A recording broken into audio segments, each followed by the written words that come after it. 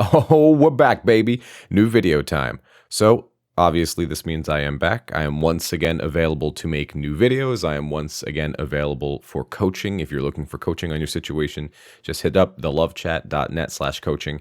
And I would be incredibly grateful if you'd subscribe and hit like. Okay, let's jump right in. So, a question I get a lot is it my fault? And I think that the question makes sense. Obviously, people are upset. They're going through breakups. They're going through hard times, hardship in general. And one of the most prevalent things that you'll see in these types of situations is that they want to believe it's their fault. And I like to work on the premise that we all have a bit of blame in a breakup because that gives us a mode, right? A path to work towards. Because if it's not my fault at all, if it's 0% my fault, well, then there's nothing for me to work on and bad things just happen to me and I'm a victim. And I don't really like that mentality. So I think it's important to sit back and critically think about the relationship and the breakup and like really find in this situation, where can I grow? That being said, one of the most common questions that people ask as sort of like a sub question to is it my fault is how could I have been so wrong about a person, right? So the whole sentence would be, is it my fault that I did not know this person was capable of that? This is usually in the case of betrayal, right? Maybe cheating, maybe gaslighting of some sort. Basically, when the other person, the ex presumably, is not treating you super well and you had this sort of puppy dog mentality with them. Everything they did was great. Everything they said was amazing. Everything they touched turns to gold. And now here they are injuring you or wounding you in a way that you've finally recognized. And it can feel incredibly bad because what's going on here is we had this model of who we thought this person was, right? And now that model has been proven wrong, and we begin doubting ourselves because now we are beginning to self-doubt, right? I was so wrong about this person. Am I making this mistake in other areas of my life? And it can be incredibly chaotic and damaging, I think, to our ability to believe in ourselves, which is something we need in ample supply, especially when we're going through a breakup. But the reality of the situation, which it takes us time to accept, is like people, you can never completely know another person. And to add an example from my own life, I was with someone for 10 years. It's been a long time since I've mentioned this story, but I was with someone for 10 years. We were engaged, and we had, a home together. And the person ended up cheating on me for the first time on like year 9. And I didn't really find out until about year 10. And that threw me into a very deep pit of like self-doubt because now I've been betrayed. And if you betray me, that is incredibly problematic because of the model I've created in my head of this is who this person is. I have 9-10 years of behavior from this person. This is what I can grow to expect from this person. And now there's this huge internal conflict because they've done something differently that I didn't see coming.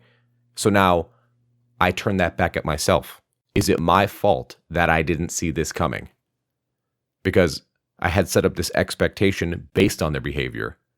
And expectations are based on what ought to be rather than what actually is. And that's where we get in trouble. Because we are hoping that our expectations stay sort of static, right? They don't really move. This is what they're going to do. And, oh, look, this is what they do.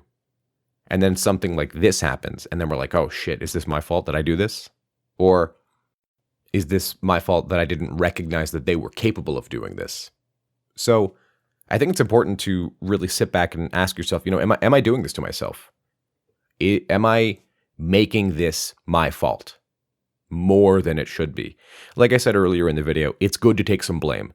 It's good to be able to say, here's some things I can do better for next time. I walked away with knowledge and I am empowered by that knowledge because now I can use it to help me grow so that the next relationship I have, whether it's with this person, this ex, or with someone completely new, I can use this to arm myself and become even better and even stronger. That way, the relationships I involve myself in have an even higher chance of succeeding. That's really it.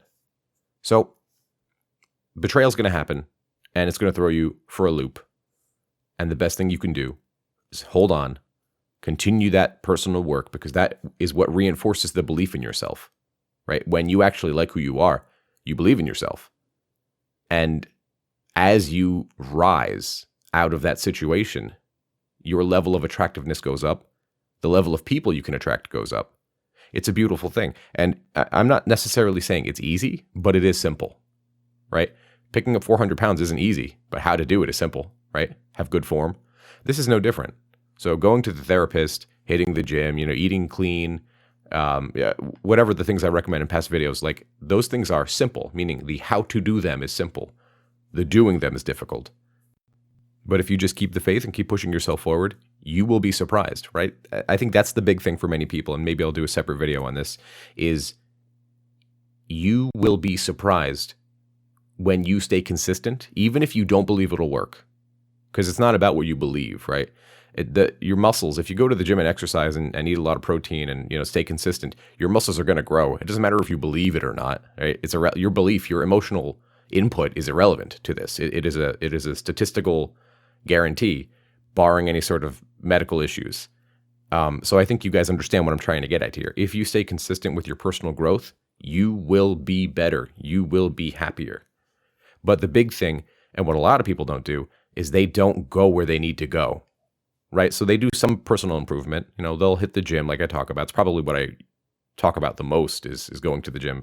That's just what worked for me. But it's not necessarily going to work for everybody. But they'll avoid, maybe going to the therapist, either because they don't believe it'll work or because there's some deep trauma that they don't want to face. So I think what Carl Jung says, you have to go fight the dragon in order to get the gold. And that applies pretty much everywhere. What you most want to find is going to be found where you least want to find it. And that is a journey. And you're the hero. So pick up the sword, damn it. Get busy. I'm back.